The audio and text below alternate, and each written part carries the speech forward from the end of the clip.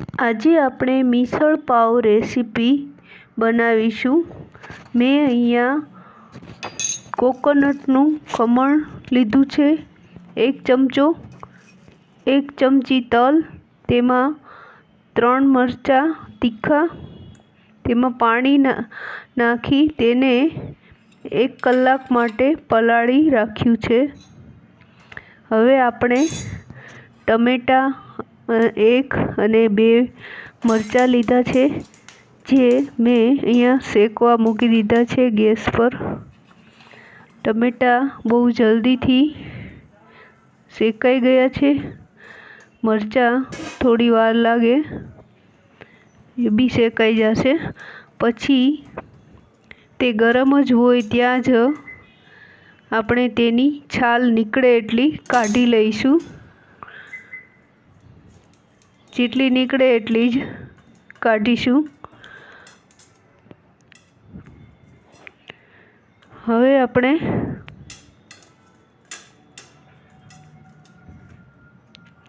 ટમેટાની છાલ કાઢીશું, જેની જલ્દી નીકળી જશે।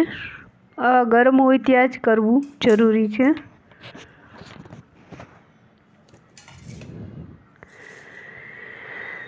હવે આપણે એક કુકરમાં પાણી નાખીશું।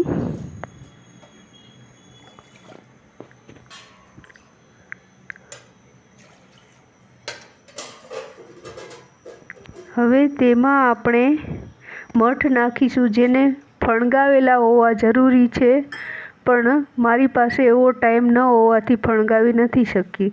1 બાઉલ મઠ અને અડધો બાઉલ મગ એટલા મેં કુકરમાં મૂકું છું। તેમાં મીઠું નાખીશું। હવે તેમાં આપણે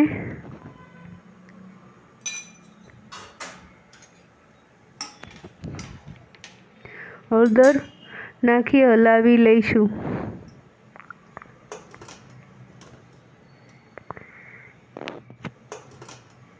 હવે આપણે આ જે પલાળી રાખ્યું હતું તે બધી વસ્તુ એમાં મરચાં અને ટમેટાં નાખી તેને આપણે પીસી લઈશું। સાથે તેમાં 4 કળી લસણની પણ મેં નાખી છે પીસવામાં। હવે તેની પેસ્ટ કરી લઈશું। બાદ હવે આપણે એક વાસણમાં ગેસ પર તેલ લઈશું। તેમાં 3 ચમચી તેલમાં ગરમ થયા બાદ હિંગ નાખીશું અને આ પેસ્ટ જે આપણે બનાવી છે તે બી નાખશું।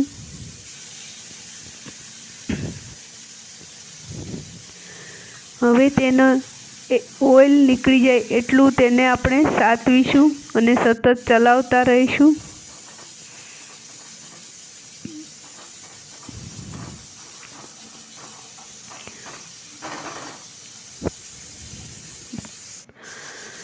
હવે એમાંથી તેલ નીકળી ગયું છે અને આ મઠ અને મગ પણ ચડી ગયા છે। તેમાં મેં 3 સીટી કરી હતી।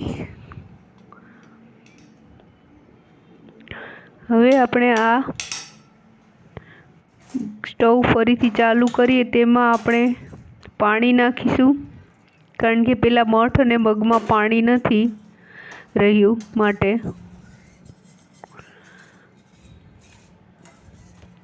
આમાં મીઠું નાખીશું, ખાલી આટલા જે ગ્રેવી છે એના ભાગનું જ નાખશું, મઠ અને મગમાં નાખેલું જ છે।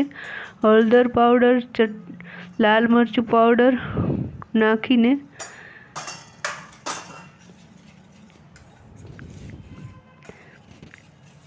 બાદ તે ઉકળી જાય પછી તેમાં આપણે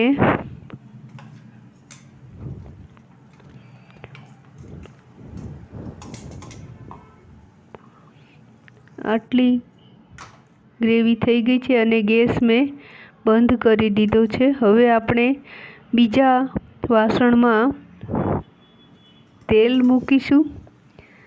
3 ચમચી, કારણ કે આ સ્પાઇસી હોય છે ને થોડું ઓઇલ પણ વધારે નાખવું પડે છે આમાં. તેમાં આપણે હવે તેલ ગરમ થાય બાદ હિંગ નાખીશું. હવે આ મઠ અને મગ બી નાખી દઈશું.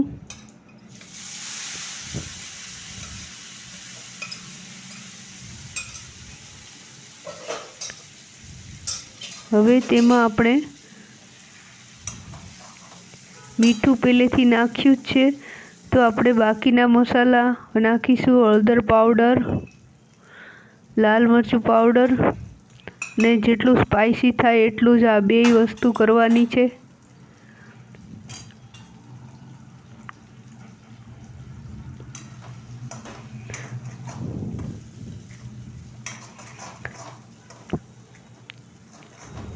હવે આ પણ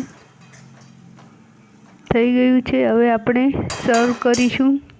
મેં અહીંયા ડુંગળી અને બ્રેડ સાથે સર્વ કર્યું છે. બ્રેડ પાવ હોય પણ અમે પાવ નહીં ખાતા એટલા માટે બ્રેડ છે.